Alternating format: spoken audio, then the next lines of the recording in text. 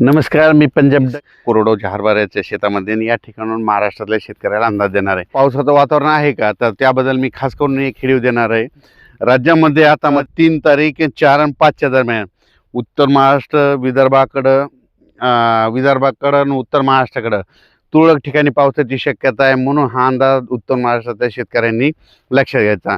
नंदुरबार जिल्हा झालं, धुळे जिल्हा झालं, नाशिक जिल्हा झालं, जळगाव जिल्हा झालं, त्याच्यानंतर बुलढाणा जिल्हा झाला, अकोला, अमरावती, वर्धा, नागपूर, भंडारा, गोंदिया, अकोला ह्या पट्ट्यामध्ये काय होणार आहे म्हणजे 3 फेब्रुवारी, 4 फेब्रुवारी आणि 5 फेब्रुवारीच्या दरम्यान तुरळक ठिकाणी पाऊस पडणार आहे. म्हणून हा अंदाज महाराष्ट्रातल्या शेतकऱ्यांनी लक्षात घ्यायचा. मग सांगायचं झालं तर मराठवाडा आणि पश्चिम महाराष्ट्राकडे नुसतं ढगाळ वातावरण राहणार आहे. म्हणून मराठवाडा आणि पश्चिम महाराष्ट्रातल्या शेतकऱ्यांना काही चिंता करायची गरज नाही. कर्नाटकचे जे निपाणी त्या भागातले तंबाखू काढणारे शेतकरी त्यांना एक सांगू इच्छितो की तुमच्या भागाकडे काही पाऊस येणार नाही, त्याच्यामुळे काही चिंता करायची गरज नाही. फक्त ढगाळ वातावरण मात्र 2-3 दिवस राहणार आहे. म्हणून हा अंदाज लक्षात यायचा. राज्यातल्या सर्व शेतकऱ्यांना सांगू इच्छितो की राज्यामध्ये फक्त 3 फेब्रुवारी, 4 आणि 5 फेब्रुवारी दरम्यानच राज्यात वातावरण खराब राहणार आहे. म्हणून हा अंदाज लक्षात.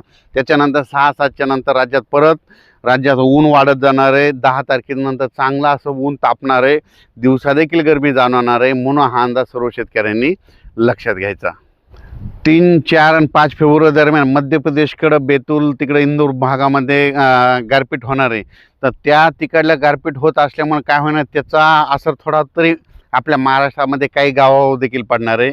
आणि ती मग राहिलो एक तर उत्तर महाराष्ट्राकडं आणि इकडं पश्चिम विदर्भाकडं म्हणजे त्या भागाकडं मध्ये घाटाच्या खाली तिकडं होऊ शकते. सगळीकडं गारपीट नाही होणार, पण काही भागामध्ये 10-20 गावामध्ये मात्र या मध्य प्रदेशकडे गारपीट होणार आहे. त्याचा असर मात्र महाराष्ट्राच्या सीमालगतच्या जिल्ह्याकडे काही गावाकडे होईल. म्हणून हे अंदाज त्या शेतकऱ्यांनी लक्षात घ्यायचा.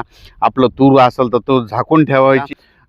त्याच्यानंतर वीट उत्पादकांना सांगू इच्छितो तिकडल्या संभाजीनगरकडल्या तुम्ही तुमच्या काय करा, 2-3 दिवस आपलं ते विटा झालेल्या कच्च्या विटा झाकून ठेवा.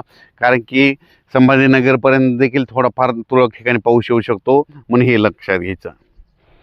डाळिंब शेतकरी, द्राक्ष शेतकरी, वेलवर्गीय यांना सांगू इच्छितो की काय होणार आहे म्हणजे उद्यापासून चांगलं असं 3 तारखेपासून खूप आभाळ येणार आहे. ते आभाळ येत असल्यामुळे काय होईल त्याच्यामध्ये थोडंफार धुळीचं प्रमाण आहे. म्हणून तुम्ही तुमचं फवारणीचे नियोजन लावून घ्यावे.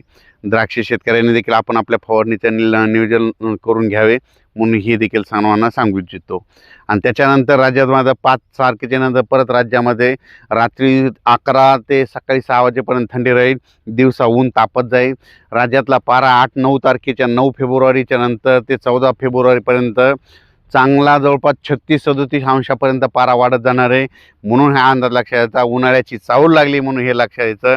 त्याच्यानंतर परत एकदा काय होणार आहे, परत एकदा फेब्रुवारी महिन्यात आणखीन एकदा असंच वातावरण तयार होईल. त्याचा मेसेज मी नंतर त्या व्हिडिओमध्ये देणार आहे. धन्यवाद.